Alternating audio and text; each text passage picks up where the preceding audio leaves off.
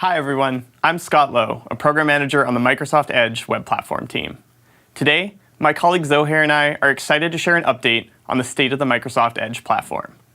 We'll start with an update on the web platform and our commitment to building more powerful capabilities and better fundamentals powered by open web standards and open source. Then, I'll turn it over to Zohair, who will show you how the same platform can be leveraged to build powerful desktop web applications using standards-based or hybrid development patterns with PWAs and web views. We'll walk through improvements in the browser developer tools to build more approachable experiences for inspecting and debugging your sites and apps. And lastly, we'll walk through some updates for browser extension developers, which present a great opportunity as our add-on store continues to grow. Before jumping in, it's worth noting that everything we talk about today, including demos and additional resources, will be available after this talk at the link shown here on the slides. So let's start with an update on the state of the web platform. In late 2018, we announced our move to the Chromium open source project as the new foundation for Microsoft Edge. Since announcing our adoption of the Chromium project in December of 2018, Microsoft has now contributed over 5,300 commits to the Chromium open source project across a wide range of areas.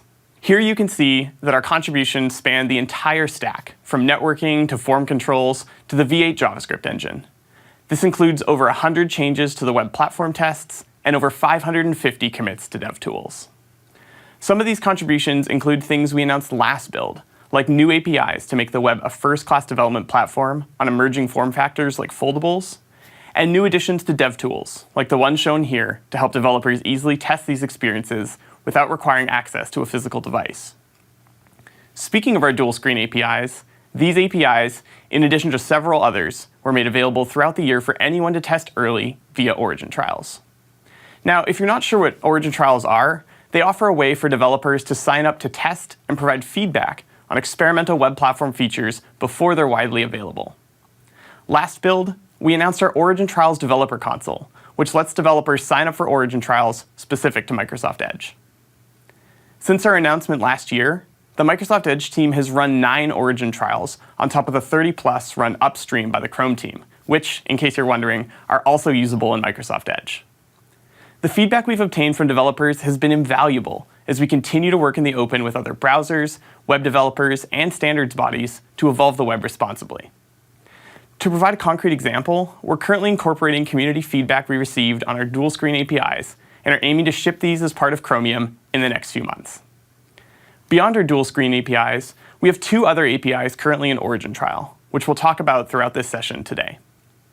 We encourage you to keep a close eye on the console in the future so you can be one of the first to test new innovations our team is experimenting with. If you want to plug into our process for evolving the web even earlier, you can find more information and provide feedback on our latest ideas in our explainers repository on GitHub. Now, let's spend some time talking about the changes we've made to advance the web platform over the past year. Lately, the Microsoft Edge team has been focused on listening to developers' unmet needs and evolving the web platform to include more native capabilities and to close performance gaps with native solutions.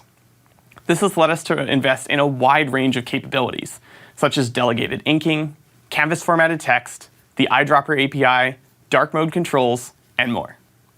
Let's take a quick look at these highlighted features, which represent capabilities that have or will be shipping/coming to Origin Trials soon. First up are delegated ink trails. One problem we heard from developers building pen-first experiences on the web centered around inking latency when compared to native inking solutions. This same unmet need was echoed by users of web-based features like Microsoft Edge's web capture, who requested more performant inking when marking up their screenshots. To provide some background, ink latency on the web occurs due to a multi-frame round-trip time between the browser and the GPU during the process that receives input points from a pen tip and draws a continuous stroke of ink between them. We realized that we can improve this in 2 fundamental ways. First, by running a prediction algorithm, we could proactively draw a small amount of ink in the direction we think the pen is most likely to travel to help close the gap. Second, and more impactfully, we realized we could mask this round-trip time by feeding input points directly to the operating system. Doing so would allow the OS to connect input points with an OS-rendered ink stroke, while the browser's ink rendering pipeline catches up a few frames later. In our early prototype, we've observed an on average 240% reduction in inking latency thanks to these improvements, and we can't wait for you to try them. One goal we had when we set out to improve inking latency on the web was to make it as easy as possible for developers to take advantage of these improvements.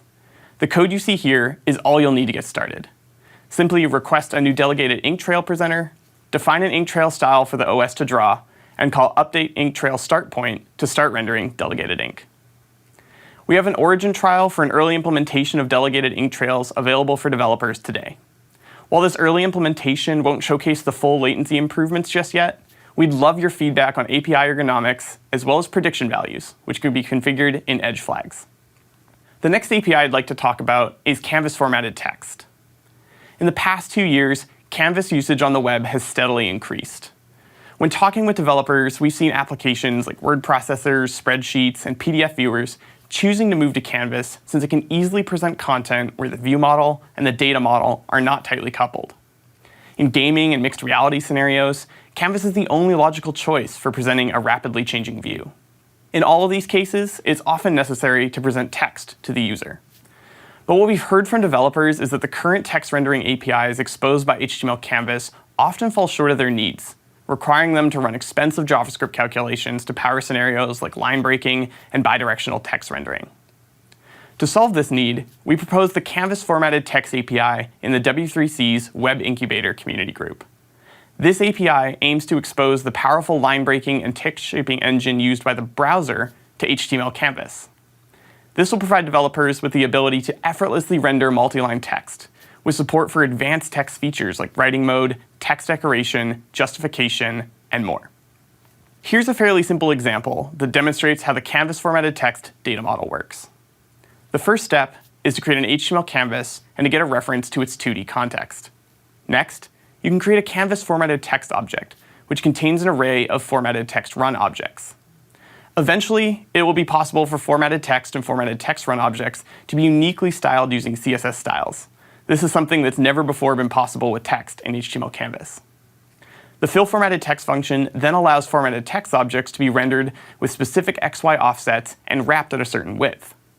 This wrapping is performed natively by the browser's existing layout engine and eliminates the need for complicated and expensive JavaScript solutions like the one we saw a few slides earlier.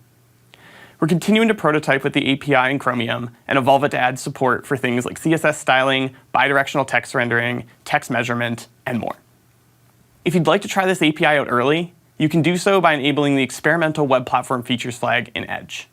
Otherwise, we'd love to hear your feedback on the Canvas formatted text API on GitHub or through our Origin Trials developer console when the API lands in Origin Trials soon.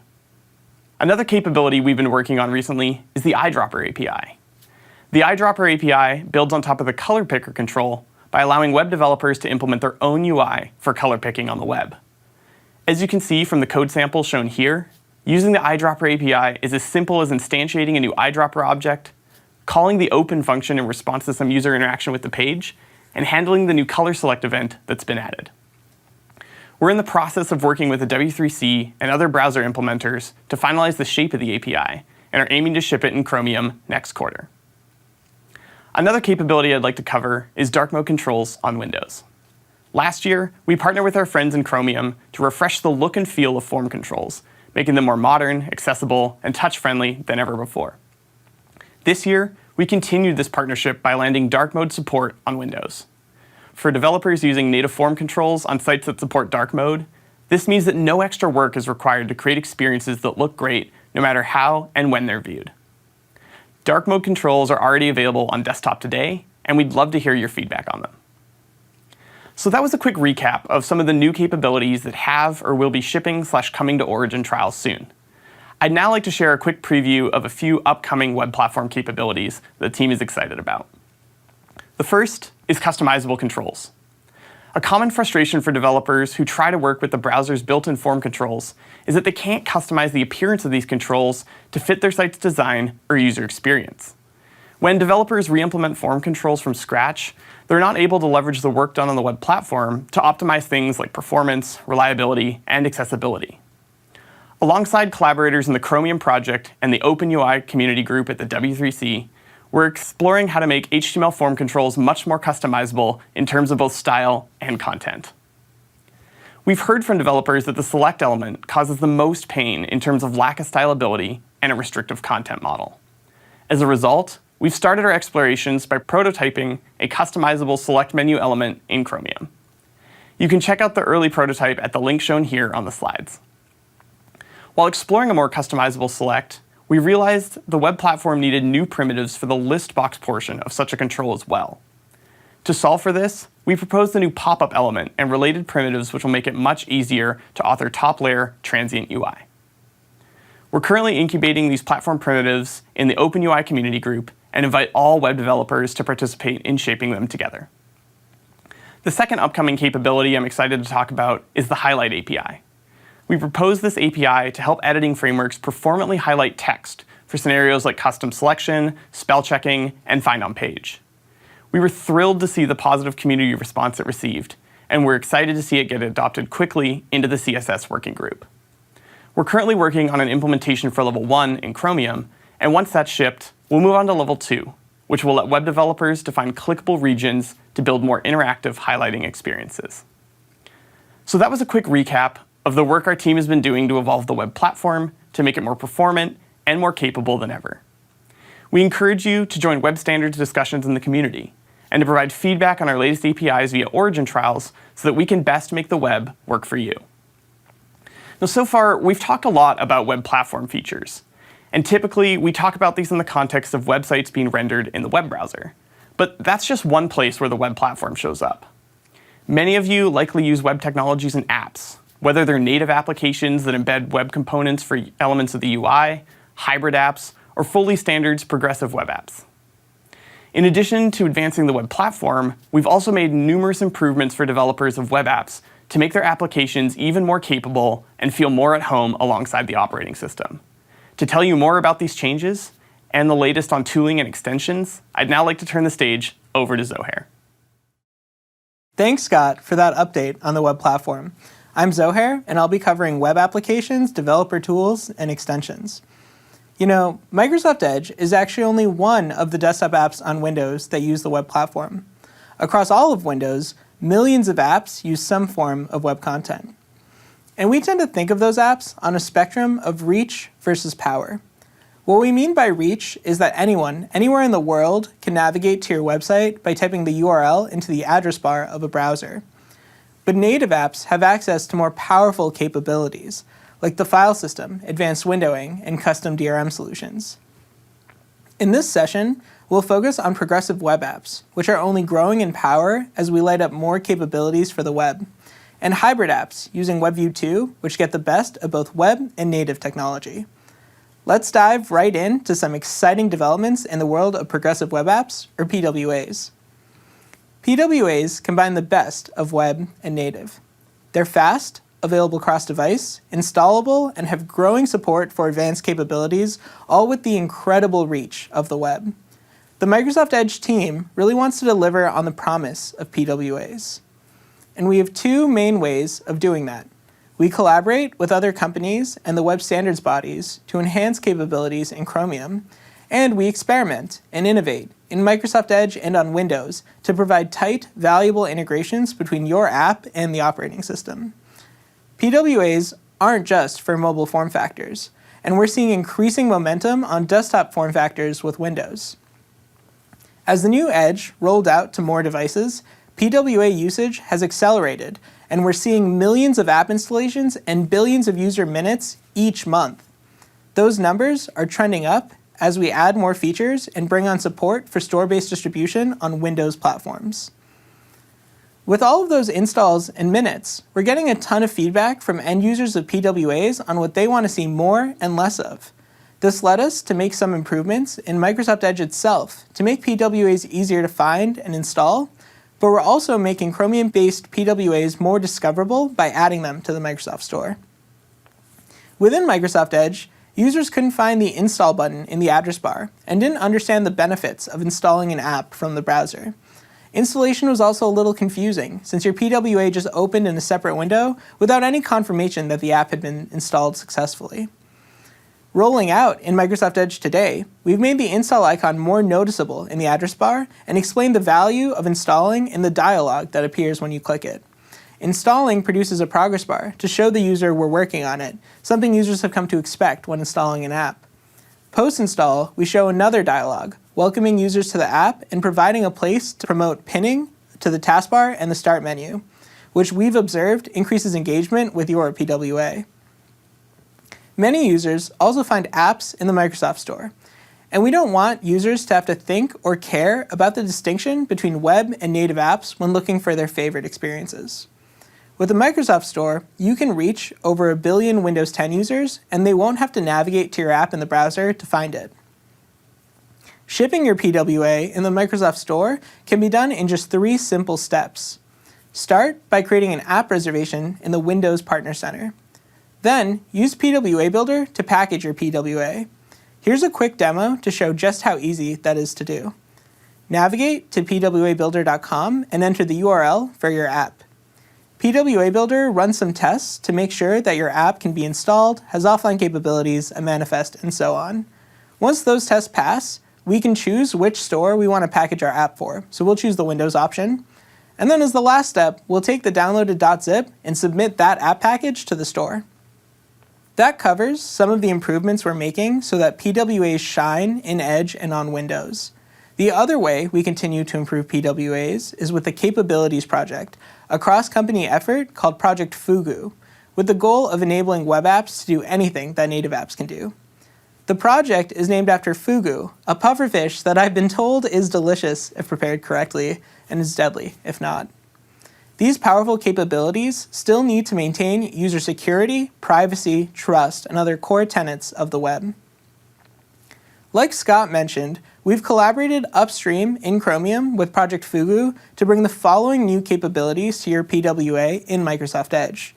These capabilities help close the gap between web apps and native apps, so we're eager for you to try them and hear your feedback. Let's start with PWA activation. Developers told us one of the big gaps for web apps was not being able to register as a handler for links, file types, and custom protocols. We're thrilled to share that all 3 new features are now available for you to try in Edge. These features are a great way to drive engagement with your PWA since they provide more contextual ways for users to get into your app. Like some of the web platform APIs that Scott showed, the URI protocol handling feature is also currently available as an origin trial that you can register for. Just like with protocol handling, app shortcuts are also available by declaration in the manifest. Shortcuts provide users a way to jump straight into a task or section of your web app by using native features like long pressing or right-clicking the app. The context menu in the operating system then displays the available shortcuts. Just like with the experimental web platform features that Scott showed, it's important to note that these features are available via origin trials or behind flags in Microsoft Edge. You can give these capabilities a try by navigating to Edge flags, turning on a flag in the browser, and restarting it. To try the Run on OS Login feature, turn on the Desktop PWA's Run on OS Login flag. And now, the Edge Apps page has a new context menu option called Start App when you sign in, which is something that users can opt into or a permission that your app can request. Just like with pinning to the taskbar or the Start menu, we're expecting this feature to grow usage and engagement for your PWA, which is why we're also adding it as an option to the post-install prompt that I showed earlier. A lot of other apps, like VS Code and Microsoft Teams, use the real estate of the title bar to add important top-level functionality for their app. Title bar customization brings that capability to PWAs, giving you more control and a more native feel to your app. PWAs are a great way to build and distribute an application if web standards meet all of the requirements for your apps. But we also know some developers want to build hybrid applications, apps that mix web and native technology. Maybe you want to access capabilities that aren't available on the web yet, or maybe you have an existing native app that you want to modernize with the latest and greatest that the web has to offer. To support these use cases, we've introduced Webview2. Webview2 allows you to take the Edge web platform and embed it in your native application. Webview2 can be used to draw the UI for your entire app, or just to embed a small control that lives side by side with your native UI. With Webview2, you don't have to choose between web or native. You can now treat both as first-class citizens on Windows, even in the same app, and you get the best of both worlds. We've talked about Webview2 for the last few years at Build, but one major announcement since last year is that Webview2 is now generally available. This means it's ready for you to ship in production applications. For Win32 C and C++ developers, and .NET developers using WPF or WinForms, Webview2 was made generally available late last year. More recently, last March, we also announced support for Webview2 in WinUI 3.0 as part of Project Reunion 0.5. For those of you that watched the keynote, that means Project Reunion 0.8 already includes Webview2. With these frameworks, we've been able to bring Webview2 to more native Windows developers, and hopefully more of you are able to start embedding modern web content in your applications. We could not have made our journey to Webview2's general availability without the early and crucial feedback from our first-party and enterprise partners. Morgan Stanley has been along for the ride almost since the very beginning, and here's what they were able to do with Webview2. At Morgan Stanley and other financial institutions, there's a need for speed. Every second matters.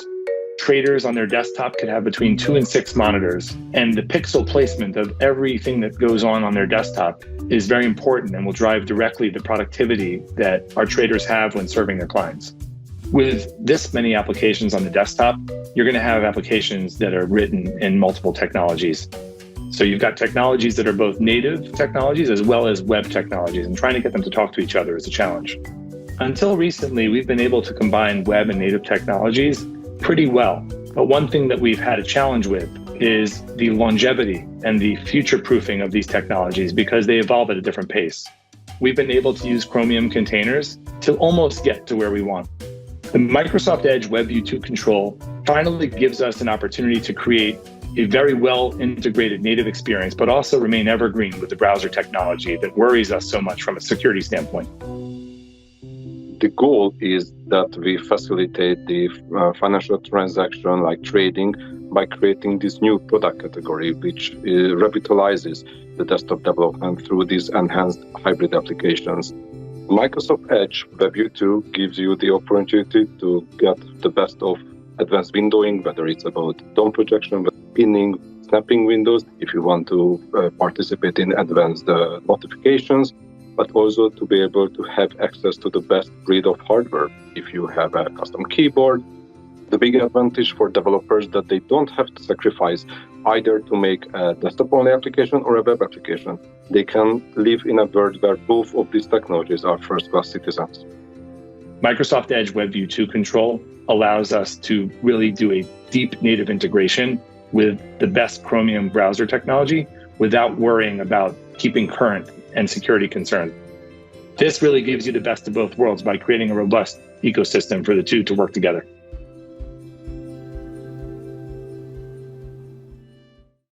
Office is another partner that's helped shape the Webview2 you know today. Our friends at Office have started rolling out a new Webview2-based version of the Office app to users on Windows, with the mission of being the ideal place for you to find and create all of your content and discover the apps that will help you be productive.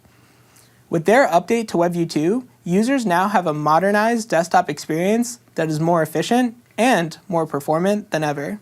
Don't just take Office's word for it, we're also seeing developer momentum build in our Webview2 SDKs. Tens of thousands of developers are building with the SDK today, and hundreds of millions of Windows devices are already running Webview2-based apps. We support 2 distribution modes for Webview2. If you're already developing for the web today, and you're used to the browser constantly updating, Evergreen is the perfect solution because you get the exact same web platform when you're embedding web content in your native app as you do when you're running that same content in the Edge browser. That means you always have the latest security updates and access to those rad web platform APIs that Scott mentioned. Fixed version allows you to have strict control over web platform updates to guarantee compatibility. With fixed version, you're actually bundling the web platform and shipping it with your app. Nothing will change out from underneath you, and you're able to test new versions of the platform and update at your own cadence whenever you're ready. Since Build 2020, we've also introduced the Webview2 Runtime, which the Webview2 SDK depends on. The Webview2 Runtime contains the actual browser binaries and the implementations for the APIs in the SDK. The runtime separates out your app and its dependencies from the Edge browser. With the Evergreen distribution model, your app will depend on a shared system runtime, since it's not bundled with your app like it is with a fixed distribution model. When it comes to distributing your app, you'll need to also think about how your users get the shared system runtime. To help with that, We're working to make the Evergreen runtime as pervasive as possible. It can be deployed by developers using our installers, and once it's deployed, all subsequent Evergreen apps can use it without doing additional deployment. In addition to the installers, the Evergreen runtime will be part of a future Windows release. You'll see it coming through Windows Insider Preview builds soon. In-market Webview2 apps like Office and others are also already deploying the runtime. We're currently seeing hundreds of millions of devices with the Evergreen runtime installed, so you can be confident your Webview2 app will work great on more and more devices as time goes on. In addition to all the new APIs, capabilities, and features for sites and apps, we're also investing in the suite of developer tools you use to inspect and debug your web content, whether it's a PWA, a hybrid app, or a website. When it comes to the in-browser developer tools, one consistent theme we hear from user feedback and research is that the dev tools are overwhelming, cramming a ton of functionality into a tiny amount of screen real estate. It's hard to find tools and learn how to use them, so we've been experimenting with new UI and a new look for the dev tools in Microsoft Edge. Over the years, the Chromium dev tools have grown to include over 30 tools, some, like Elements and Console, that you might use every day, and others like Sensors and Performance Monitor, which have more specialized but infrequent use. Focus Mode is an alternative minimal UI option, available as an experiment in Microsoft Edge 90 or later, that offers all of the same functionality as the classic DevTools UI with a cleaner, customizable interface, helping you put in focus your most important debugging tasks with the tools and layout that you prefer. The Tooltips feature is great for new users of DevTools or any user who wants to learn more about what certain tools, sections, and panes do.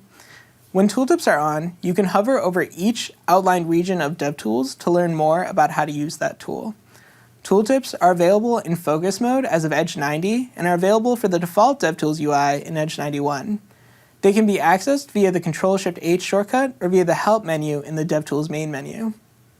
If you've used VS Code or other IDEs and text editors, you may have seen these underlines appear under parts of your code when there are problems like syntax errors.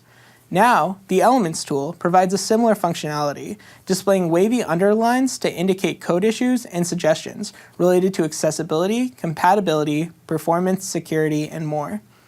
You can learn more about the issue and how to fix it by shift-clicking on any underline or by selecting Show in Issues from the context menu. This will open the Issues tool where you can review all issues found on the page. Another common theme we've heard from web developers is that context switching between your code editor and the browser can be a bit of a hassle. With the Microsoft Edge tools for VS Code extension, you can use the full power of the DevTools directly from VS Code. By launching a headless browser, you don't even have to manage a separate browser window. In this demo, we inspect elements, change styles, and log messages from the console without ever leaving VS Code. In addition to new features and experiments in Edge and VS Code, we're also continuing our commitment to improve the Chromium DevTools for all developers. Scott counted 550 changes in the DevTools part of the Chromium codebase since last year's build. But if you count from when we first began our journey in Chromium, we've actually landed over 1,000 commits in Chromium, an awesome accomplishment for the Edge DevTools team. And we've collaborated with the Chromium community on features that make the DevTools easier to use and more accessible for more developers. You've been able to use the Microsoft Edge DevTools in your native language since Microsoft Edge 80, but we know more developers and other Chromium-based browsers could benefit from a more inclusive DevTools. We've collaborated with the Chrome DevTools and Google Lighthouse teams to add the ability to localize DevTools to all Chromium-based browsers. We've also collaborated on new tooling for Grid, Flexbox, and fonts. Working together with the Chrome DevTools team, we've added the ability to see and manipulate grid lines and gaps directly on your web page. Experiment with different CSS attributes for Flexbox using icons that visually indicate what these attributes do, and add a new UI to give you granular control of your font styling. Many of these improvements are based on feedback from web developers, but the most common piece of feedback on DevTools may surprise you. Many Microsoft Edge customers open DevTools accidentally, are surprised to see the console or Elements tool, and actually think that they're being hacked. To address this feedback, we've worked to introduce the DevTools better, using a flyout when the F12 shortcut is pressed to set expectations about what is going to happen next, and greeting new users with a welcome tool. We also have some exciting new announcements coming for developers that build extensions, also known as add-ons, for the Edge browser. The Edge add-on site is rapidly growing, and while Microsoft Edge supports extensions from outside stores, most installs come from the Edge add-ons directory. So the best way to get your extension in front of Edge users is to submit it to the add-on site. Starting June 1st, we'll be promoting Microsoft Edge extensions with an incentive program for consumers, so publish your extension to the Edge add-on site by then to take advantage of it. We're continuing to improve the developer experience for extensions as well, with data about your extension available in the Partner Center later this June, and new APIs for publishing and updating extensions coming in July. Finally, I wanted to touch on legacy browsers and compatibility. We're always on a mission to reduce test pain and fragmentation for web developers. If you've been following the news, you probably heard that we recently ended support for Microsoft Edge Legacy and removed it from Windows 10. And earlier this month, we announced the end of support for Internet Explorer 11 coming next year. For most developers, this means a reduced test matrix and less compatibility pain for your organization. We do have resources available for developers who have questions or need help modernizing your app or browser deployment at the link shown here. You can find additional resources on everything else we mentioned in this talk at the link shown on the screen. The link here points to a gist on GitHub with more links to explainers, origin trials, demos, Pwa Builder, DevTools docs, and more. Your feedback is incredibly important to us and shapes the capabilities and features we announce each year at Build, so please keep engaging with us to make Edge the best platform to develop on. Thank you so much for tuning in.